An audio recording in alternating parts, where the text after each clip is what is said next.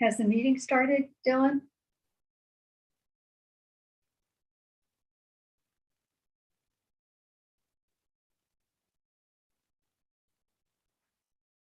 Can you hear, Chelsea?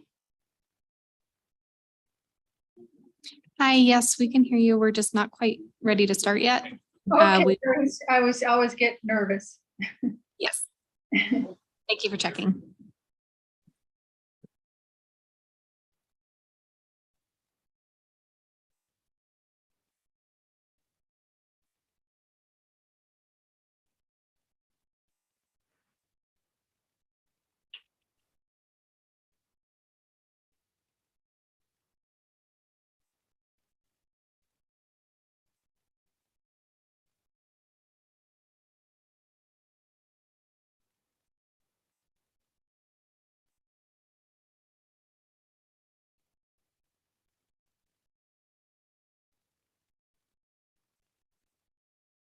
This.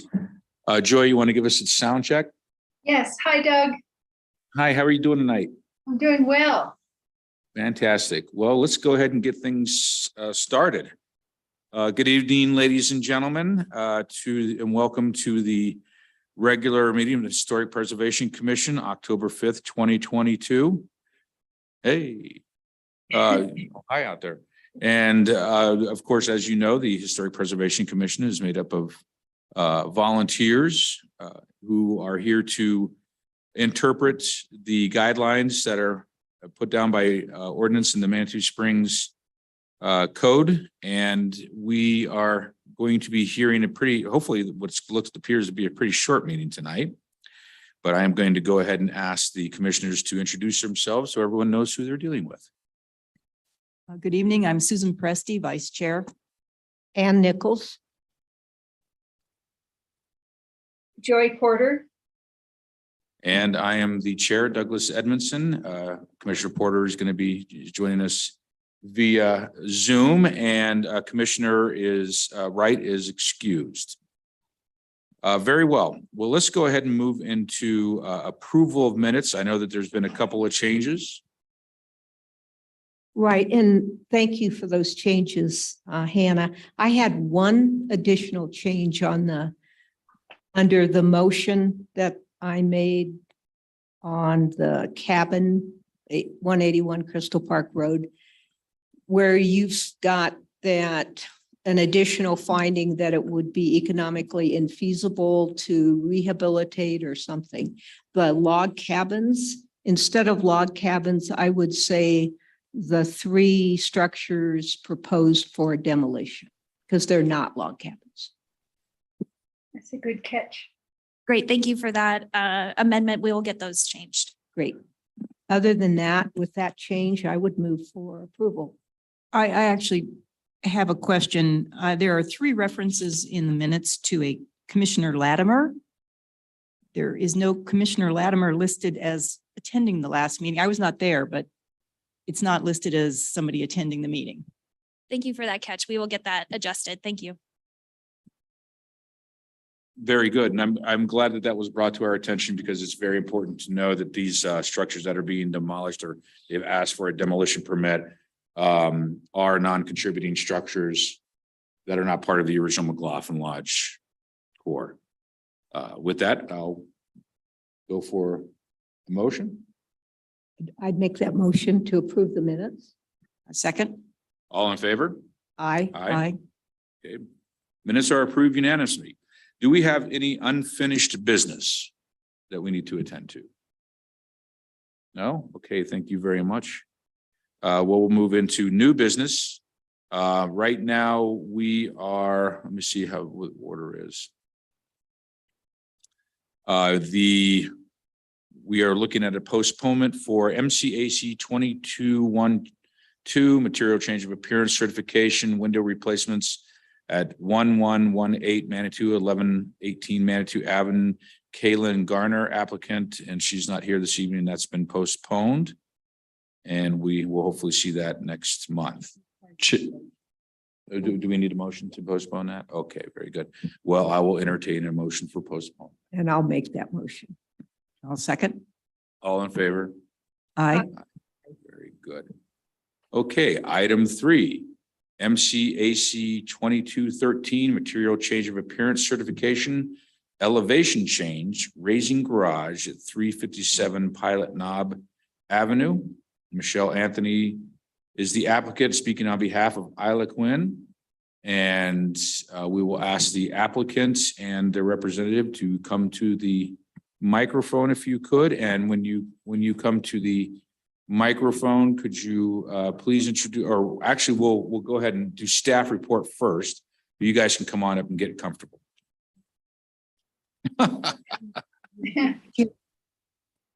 Okay, I'll do that because I actually, yeah, okay. No, I actually don't, but so anyways, before we do staff report, I'll ask if any commissioners have a conflict of interest at this time. No. And I'll just make it, I'll just bring to the attention of everyone that I did work with Isla originally when she was remodeling the house, and we got her approval for her, but then that was about as far as we went. And I have no vested interest in this outside of my job.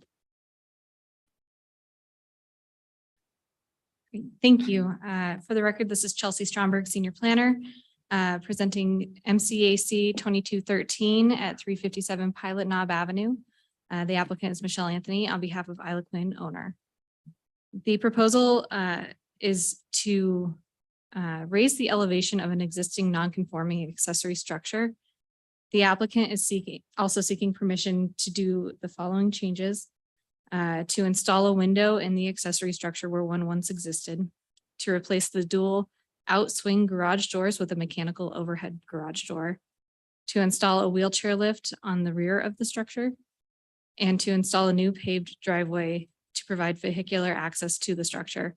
And this is all in addition to raising the garage 2 feet in height. So the whole garage is just kind of being picked up. Sorry for a little overkill there. It was a hard concept for me to grasp. So we have some existing site photos where you can see that the street level exceeds the ground level of the garage by about 2 feet due to the topography of the site. And some what we believe is shifting of the street level, maybe adding additional pavement. Things like that over the years have just kind of contributed to this inequity. So according to the El Paso County Assessor's site, the residence was constructed in approximately 1915, and the garage was constructed in approximately 1950. Over time, as I said, the garage and the street had a grade change. And this application is to remedy that to make the garage usable for vehicle storage. I'm just going to move on to our proposed changes, where we have a 1/1 vinyl window in the side of the garage. This window does match the windows in the residence, which was approved in 2019 by MCAC 1903, as well as the height change you can see in the rendering, as well as the driveway. The garage door isn't shown to be changed because the applicant intends to find a garage door that matches the appearance as closely as possible. Findings and review criteria. We found that the following guidelines applied to this case. Guideline 4.1, an addition or alteration to the historic building shall ensure that the original architectural character and style of the structure is maintained, and the addition is subordinate in appearance to the original building. We find that the proposed alteration to the garage ensures that the character and style of the building is retained and does not change the context or relationship of this accessory building to the principal structure. Guideline 4.4, alterations and additions to historic buildings shall be equal in height or subordinate to the original structure. The current location of the existing garage is in front of the home, where the topography of the site is higher, which renders it more visible from the street and higher than the principal structure. The proposed height modification will not alter the historic relationship of the two buildings. Guideline 4.15, architectural details such as trim combined to establish distinct character and shall be preserved whenever feasible. Damaged and or missing detailing shall be replaced and shall match the original detailing. The reinstallation of a window on the west side of the garage brings a lost architectural detail back to the property, and replicating the garage doors as closely as possible ensures that the overall project is as appropriate and as unnoticeable as possible. Guideline 4.18 maintains original materials, textures, and finishes on the existing structure. The owner does intend to retain the exterior materials and repair or replace any that might be affected by raising the building onto the higher foundation. New materials such as the proposed window and garage door will maintain the appearance of those elements and will conform with the materials approved for the renovation of the home by MCAC 1903. Guideline 9.1, when a secondary structure is historically significant, it should be preserved. This includes maintaining the structure in its present condition, rehabilitating it, or adapting it to a new use so that the building continues to serve a function. The proposed project meets this guideline. By raising the garage so that it can be utilized by a vehicle, it restores it to a usable state and provides utility necessary for the owner and preserves the building. Staff recommends that should the Historic Preservation Commission find it appropriate to grant the material change of appearance certification, staff recommends the following conditions. Number 1, the final garage door and window material shall be approved by staff prior to installation. And number 2, the structure, including the more visible foundation, shall be painted to match the principal structure. And this concludes my presentation. Thank you very much. This is a nice, easy one, and we will go ahead and ask the applicants to introduce themselves with their name, full name and address, and then tell us what you got. Okay. Doug, may I ask a Michelle question? Anthony, I'm the consultant on, was that? Yeah, Somebody- Doug, I was trying just to ask a quick question of staff. Sure, Joy, go ahead. I, of course, went by the structure and it's a very nice little garage that you can't use. But now I couldn't figure that out. It's going to go up maybe 2 feet, maybe. What's the height of the garage now? Maybe the applicant will know that. I believe the applicant has that answer. Oh, okay, thank you. I'll try to work that in. Okay. Hi. My name's Michelle Anthony. I'm serving as the consultant on behalf of the property owner. My address is 312 North Chestnut Street in Colorado Springs. I'm Isla Quinn and I live at 357 Pilot Knob Avenue, Manitou Springs.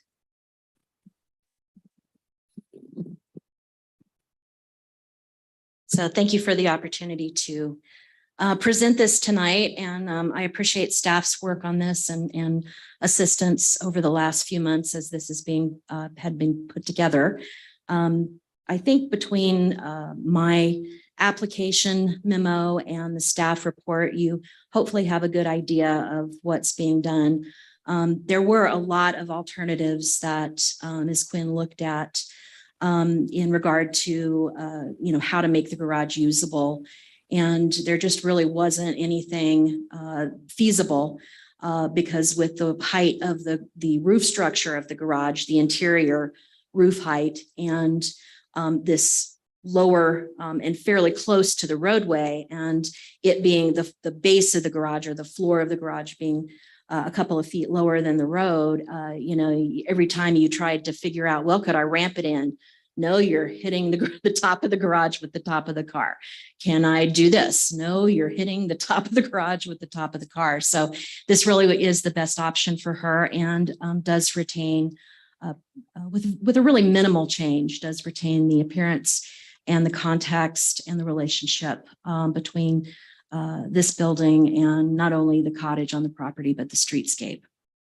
So we do appreciate the staff recommendation, and we will provide the final garage door and window materials. It may even be coming in with the actual construction plans, may come in before that, but certainly that's no problem. And I have told Ms. Quinn that I will assist her with that. The photo simulation that was done, it's accurate. It depicts a 2-foot change in the building, but there's no scale to that. What I basically did was I took a photograph and then we actually marked a 2-foot line on the building, and I did my old fashioned cut and paste. I cut the building out and I taped it over the other one at that 2-foot mark. So it's accurate, but I couldn't tell you what scale it's at. Likewise with the window, I got a picture of a window that was very similar to the ones that Ms. Quinn had used on the cottage. And then I lined it up with where I could see on the side of the building that disturbed siding. So it's an accurate depiction, but what size that window is actually going to be, I think it's probably going to be maybe 20 by 24 or something like that. But it will be in scale and proportion with as it shows on the photo simulation. And as far as the height of the structure, I actually don't have that. I think it's probably somewhere around 12 feet or so. If that's something that the staff may want that anyway. I know that the surveyor had said that he could give us, the current height, and then obviously we'd put that up to 2 feet. It may be actually a little under 2 feet, but the contractor said it's so close, ask for 2 feet, because he didn't want to have a 2-inch difference throw Isla into an issue. So that's why we're asking for the 24 inches. And if there's any questions or clarifications, I'm sure glad to try and answer. And I do have a letter that one of the neighbors gave to Ms. Quinn, and I'll leave that with staff tonight, and that's in support. Very good. Thank you, Michelle. Isla, you have anything you'd like to add to this? No? Just need a place to park the car so I can get in the house. No. Okay, well, do any of the commissioners have questions for the applicants? Joy? No, I was just curious, and when I thought it was going to be about 12 feet, so I feel good that I guessed right. Yeah. Well, I can definitely say that I'm familiar with the project, familiar with the building, and I believe you're also wanting to put a wheelchair lift in the back, but that's in the back of the existing structure, and you have a difficult time. There's a small staircase there that leads you to a door. I mean, you really can't see it from the road, and I mean, that's understandable. I mean, I don't think we could stand in the way of something when it comes to an ADA compliance or ADA accessibility. That would definitely be able to. Was that Ms. Presti? Any? No? Okay. Well, is there anyone in the audience? Thank you very much. And since we're done with our questions, is there anyone in the audience that is in opposition to this? And of course, we have a letter in favor. Okay, well, thank you very much for your time, and we'll go ahead and chat amongst ourselves. Do you have any concerns? No. Ann? No concerns. I think it will turn out fine. I think it's a reasonable approach and will be compatible with cottage in the back and should look fine. I agree. And I Joy? agree, true, preserving the structure and making it usable it makes so much sense. And meets all our criteria. Very good. Yes, I know that there's a garage. I think your neighbor just to the west of you that it was on an old concrete pour, then they had put some concrete blocks in there to raise it at one point in time. So I'm very familiar with it, and it's a good solution to a bad problem. I think I had a hard time getting your garage doors open at first, didn't I? It was tough. Yeah. Well, very good. I don't have any questions for the applicants. I think I would go ahead and entertain a motion. Sure, I would move for approval of MCAC 2213 with staff recommendation. And second? All in favor? Aye. Aye. Thank you very much. Nice Good to see seeing you too. It's like on the other side of the podium this time there. Well, very good. We'll go ahead and move on to item 4, MCAC 2215, material change of appearance certification, replacement material change to deck railing above garage, 50 Grand Avenue, Jane Turnus and Warren Epstein applicants. I'll go ahead and ask you folks to come up to the podium, of course.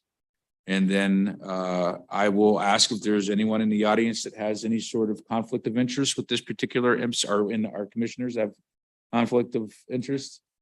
No. No? No. Well, I think we all know Jane and Warren, and we'll go ahead and listen to staff's report on their application.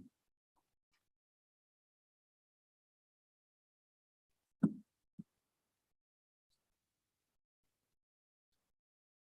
right. Good evening, commissioners. Tonight's presentation pertains to a material change of appearance certification request to replace the above garage wooden deck railings and posts with a powder coated and or wrapped steel materials, which attempt to closely match the original materials in terms of design and appearance at 50 Grand Avenue within the Agate Hill Historic Subdistrict.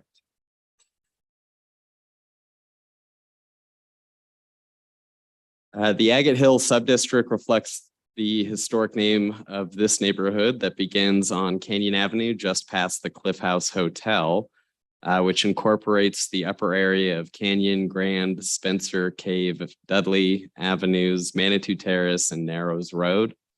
The following features characterize the subdistrict: larger scale residences, a high level of building craftsmanship detailing, a mixture of eclectic and resort styles, stone combined with wood shingles, cut stone retaining walls.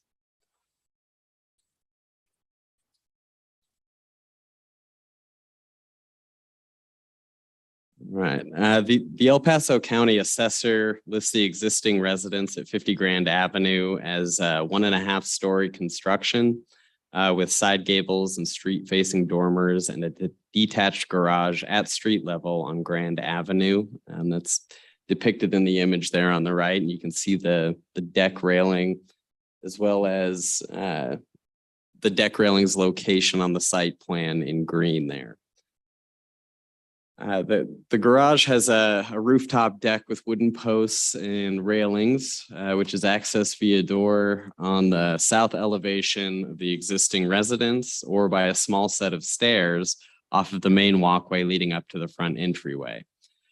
The applicant proposes replacement of the existing wooden rails and posts on the rooftop deck above the garage, which have since been removed due to safety concerns pending the outcome of this hearing, with a powder coated and wrapped steel material which closely matches the design of the original wooden materials. The applicants have stated the reason for the change in material is to reduce the amount of maintenance needed to keep up the appearance of the existing wooden materials and for overall safety. The front of the property where the above garage patio deck area is located is south facing and requires constant maintenance and upkeep throughout the year due to the sun exposure and other Colorado weather events and hail damage. So due to these weather and climate conditions, a wooden replacement would deteriorate and has deteriorated in the past much more quickly, especially in the footings. The applicant has also indicated the proposed materials, the metal materials, would not be compromised as easily and would provide a safer environment for the property owners and their guests. 50 Grand Avenue is listed as a contributing resource on the resource inventory form, not for its design or architecture, but due to the fact that the residence is associated with the lives of persons and events that have made a significant contribution the broad pattern of local history.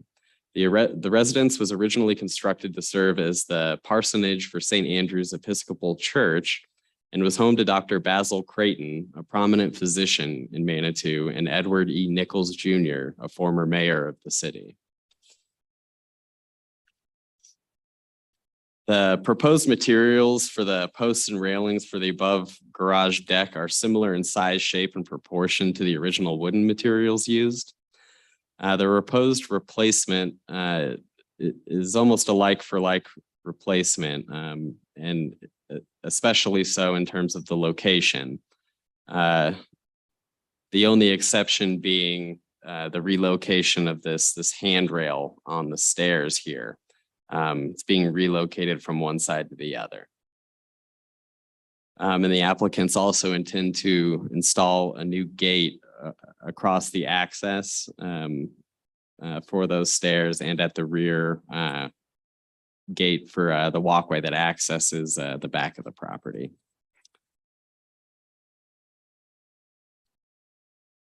So the original wooden posts and railings had a smooth texture and were painted to match the colors of the primary structure. The original wooden materials contained 36-inch tall 4x4 posts with 1.5-inch square rails. The design of the steel posts and railings proposed to replace the original wooden materials has been intentionally designed by the applicants to closely resemble the original posts and railings in terms of their appearance, scale, and character.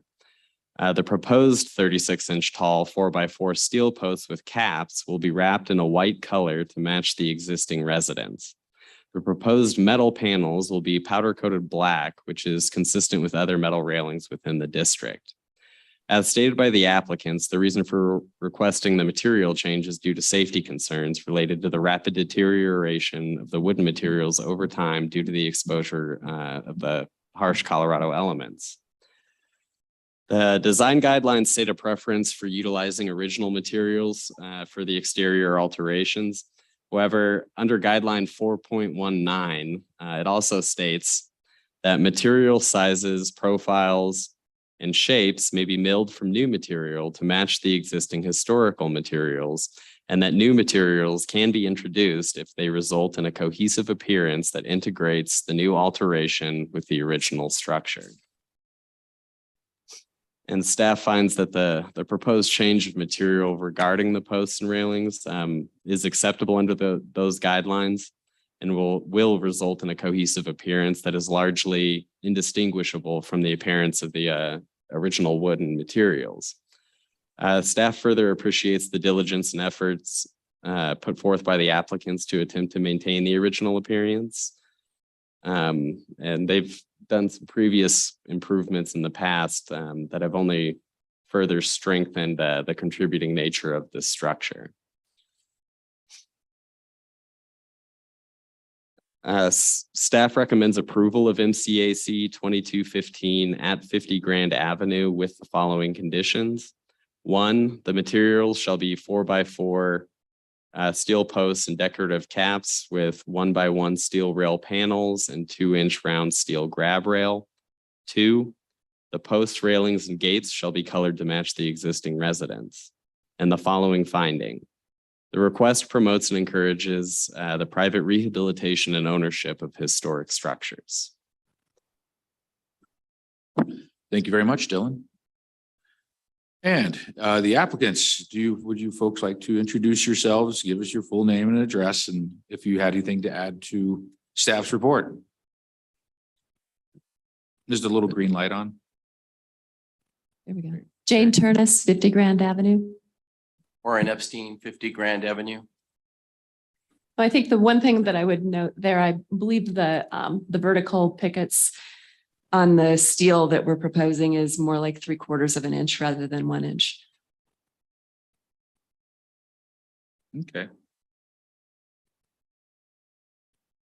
Well, did the commissioners have any questions for the applicants? No? Oh, I do. Thank you for the information. I had a question. The staff recommendations include coloring the rails to match the existing residence. Is that something that's possible? Is black the only option with this railing material? What would be the status of that? We're proposing going with black. If you look in the neighborhood, most of the railings, old or new in the neighborhood that are metal are black. And we think that would be less obtrusive. Painted rails, metal rails often look a little funky, I think, and a little cheap when they're colored. So we're going with the colors on the posts, which will be the most evident piece of this structure.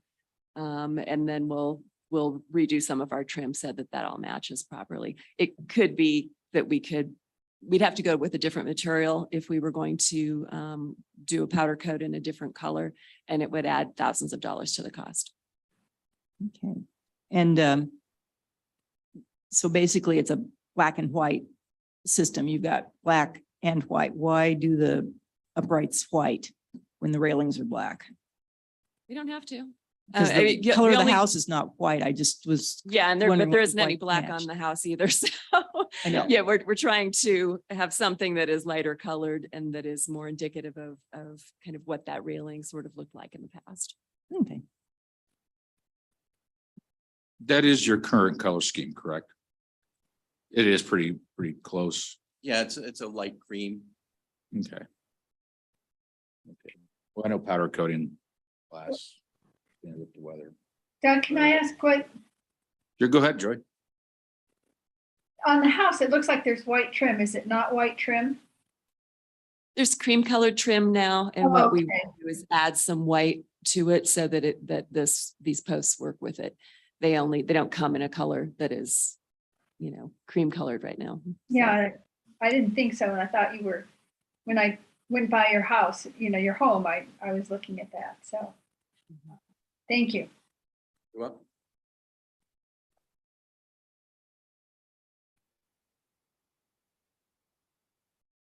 Okay, well, I thank you very much.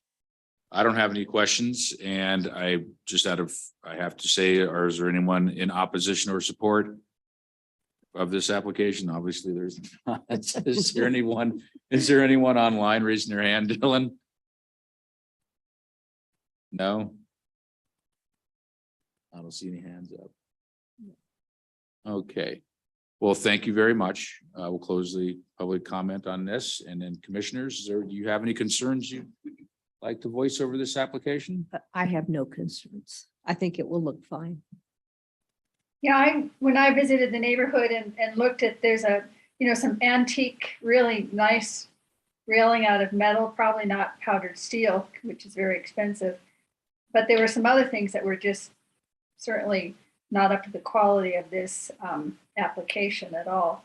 So it was nice to see that they're doing something. I also agree that we have a deck that just gets the sun and has to be replaced constantly. And so I understand about the safety, and then you don't want people falling off that garage. It's a long way down. So I'm okay with it too. Commissioner Presley? I'm fine with that. And, but I do want to make the commission aware that we will need to not require staff's recommendations if we approve this, because the recommendations do not match with what they're proposing exactly. Okay. But they don't.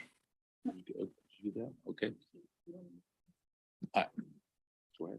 Sure, I would move to approve MCAC 2215 at 50 Grand Avenue as it meets the criteria for granting a material change of appearance certification without additional requirements, including the staff recommendations or conditions.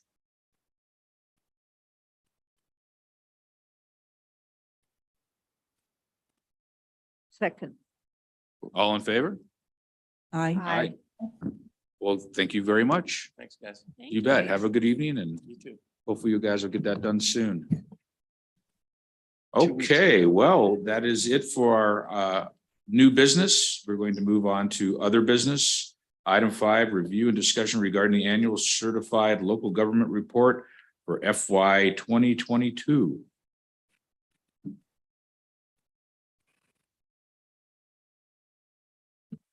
Is that Dylan? Go, Dylan, go. Yeah. So I provided a draft of the annual CLG report that we do every year. Basically just soliciting feedback from the commission or any corrections. One thing that's always a challenge every year is compiling all of the webinars that everyone has attended. So if you have attended more webinars than what has been listed in the report, just send me an email and let me know which ones. Dylan, did you get my list? I did. Because those are ones I attended. It wasn't just a list. Right. Okay. I was confused though.